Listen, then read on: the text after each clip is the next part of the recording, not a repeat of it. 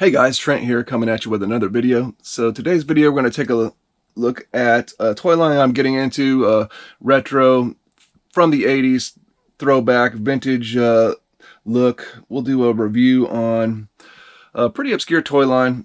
A lot of people probably heard about it though. Let's take a look at the Inhumanoids Metlar. So welcome into my channel. If you like what you see, please like, comment, and subscribe for more great toy videos, 80s, 90s nostalgic videos, and things of that nature. Yeah, so Inhumanoids is a pretty strange toy line, and it was a strange cartoon, I think, too. I don't remember it too well back in the 80s.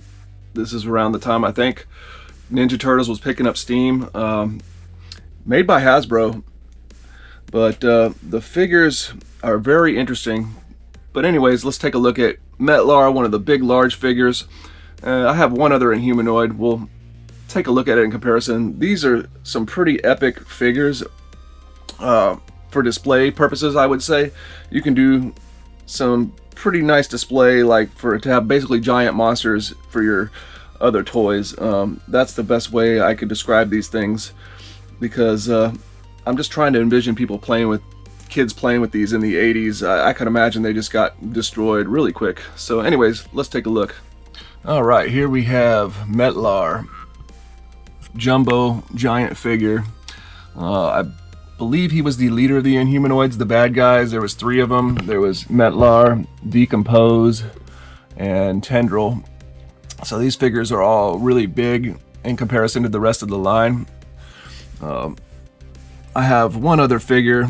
I think this guy is one of the good, like, Granite Warriors or something like that. And you can see in comparison how big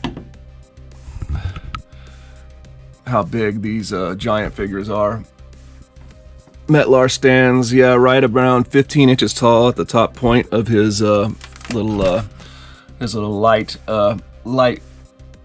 It's a little translucent plastic horn that draws in the light to where his teeth will shine. Let me see if I can exaggerate it a little bit.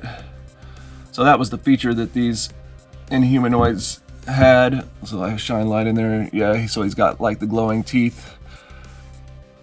Pretty cool. Same with this guy. He's got a little spot on the top of his head to make it where his eyes glow. So Metlar is quite an epic toy. Got some articulation. His head does turn. It will not go all the way around, and you got to be really careful. I was very fortunate to get a copy of Metlar that the head is not broken. A lot of times this head will easily, the little, I guess the little clips that kind of go around what I imagine a rotating part of his neck, a circular part of his neck, probably break off really easy. And I don't know how the arms are connected, but you can pretty much move his arm in any direction you like, to rotate it in any direction you like, but I'm not going to do it too much. And then the wrists will turn, but again, everything on this thing is pretty stiff, generally speaking. It's kind of awkward, so I want to be careful. And then the legs will rotate, around. His standing position is kind of strange, because he's got this one leg that comes back. So far he seems to stand pretty well though. I haven't had observed anything about him, issues about him falling over or anything. But looking at this toy, it's really awesome. It's kind of crazy to think that Hasbro made this. I like how the toy line looks, but the figures are very awkward. Like this one was made with had bands kind of like He-Man legs.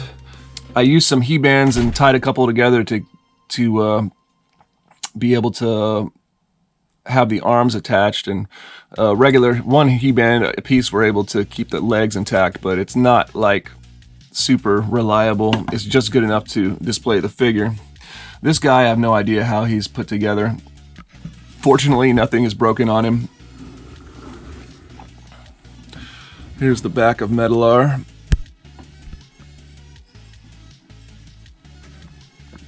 With these hands right here, Metlar really reminds me of the Star Wars Rancor. And I definitely got to try to put a figure in there to see if he can hold a figure. Like, that would be pretty cool. So what a wicked face too. Like, can you imagine parents like I can just imagine parents like turning this figure down. Really hard to find in nice condition, and even harder in the box, of course. And I think this is actually one of the more sturdy figures. There's the figures like Tendril have even more fragile stuff on it. Just by the way, by design, this is like a kind of a feels like a brittle, kind of hollowish plastic. I just imagine so many of these got destroyed.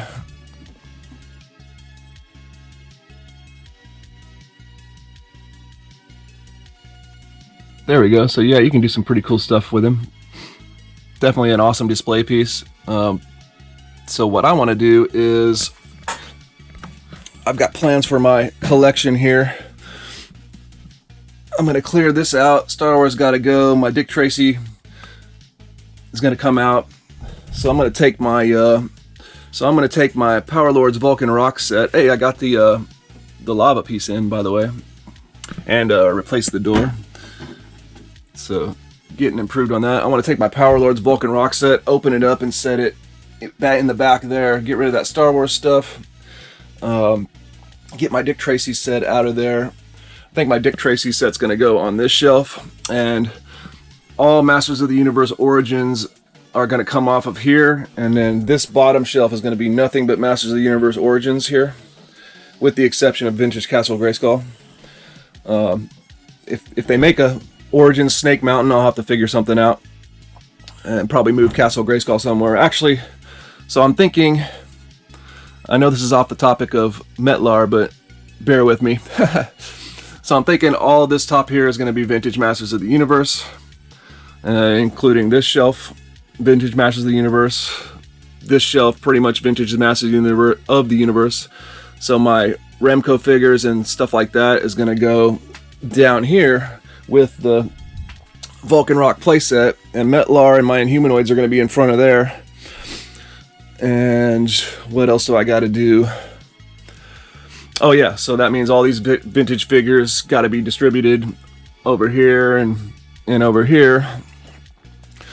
Oh yeah, and that leaves my Dick Tracy. My Dick Tracy set, since it's coming out of there, stuff like the random stuff is gonna fill this shelf, I guess you could say. So that's my plan. When you get so many different little lines and you want to display them all appropriately, you need either more shelves or you got to start figuring stuff out. Alright guys, well that's going to do it for this video. I hope you enjoyed. What do you guys think about Inhumanoids and Metlar? Pretty interesting toy line. The action figures themselves are kind of strange, the heroes. I haven't acquired any of those yet, but we'll see. It's pretty neat. The monsters are definitely worth picking up if you find them. So hope you enjoyed, and we'll see you in the next one.